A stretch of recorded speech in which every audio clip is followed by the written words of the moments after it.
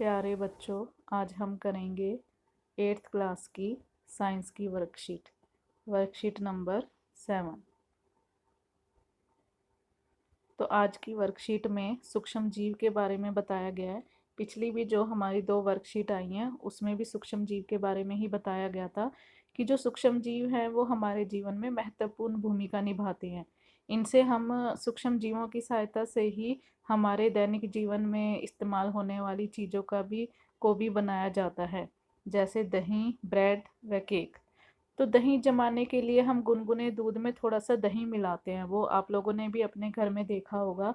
जब हम दूध का दही बनाते हैं तो उसको गुनगुना करते हैं।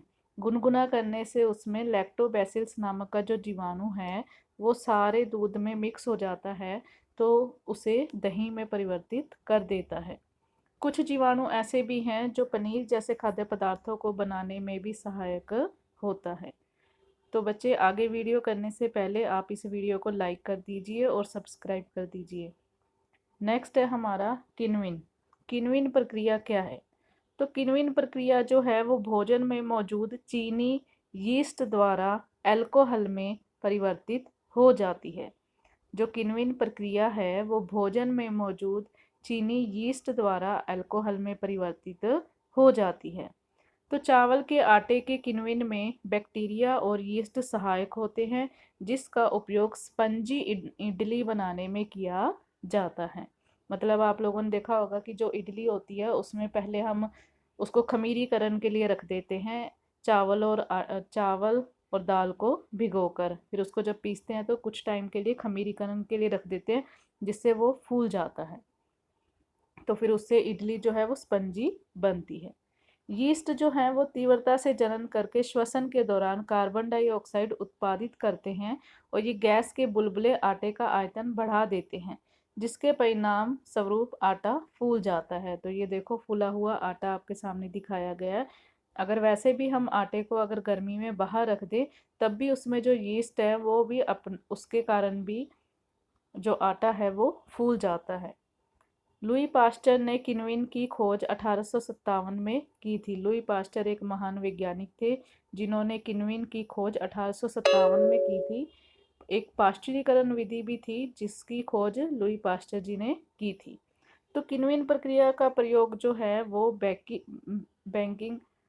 बेकिंग उद्योग में ब्रेड, केक और पेस्ट्री बनाने के लिए किया जाता है। इसका उपयोग शराब के उत्पादन में भी किया जाता है। तो अब इस वर्कशीट से रिलेटेड हमारे 3 क्वेश्चन उन्होंने दिए हुए हैं, जिनके उत्तर हमने कॉपी में करने हैं। तो फर्स्ट है हमारा, ऐसे खाद्य पदार्थों के उदाहरण दीजिए जो सूक्ष्म जीवों की सहायता से बनते हैं। तो हम लिखेंगे दही, ब्रेड व केक। दूसरा है किण्विन प्रक्रिया क्या है? तो किण्विन प्रक्रिया ऐसी प्रक्रिया है जिसके दौरान भोजन में मौजूद चीनी यीस्ट द्वारा अल्कोहल में परिवर्तित हो जाती है। तो किण्विन प्रक्रिया किस प्रकार आटे के फूलने में सहायक होती है? चावल के आटे में। चावल के आटे के किण्विन में बैक्टीरिया और यीस्ट होते हैं। मतलब ये पूरा ही पैराग्राफ आएगा हमारे सेकंड के आंसर में। थर्ड है, दही कैसे बनाया जाता है या कैसे जमता है? तो दही जमाने के लिए गर्म दूध ही क्यों लिया जाता है? तो आप लोगों को जैसे अभी बताया कि दही जमाने के लिए उसमें जो लैक्टोबैसिलस नामक का जो जीवाणु है वो पूरे दूध में मिक्स होकर उसे दही जमाने में मदद करता है। तो गर्म दूध इसलिए लिया जाता है कि गर्म दूध में ही ये लैक्टोबैसिलस नामक का जीवाणु पैदा होता है। तो आप लोगों ने घर में भी देखा होगा, अगर हम ज़्यादा गर्म कर देते हैं या ठंडा करते हैं तो वो दूध का दही अच्छे से जमता नहीं है।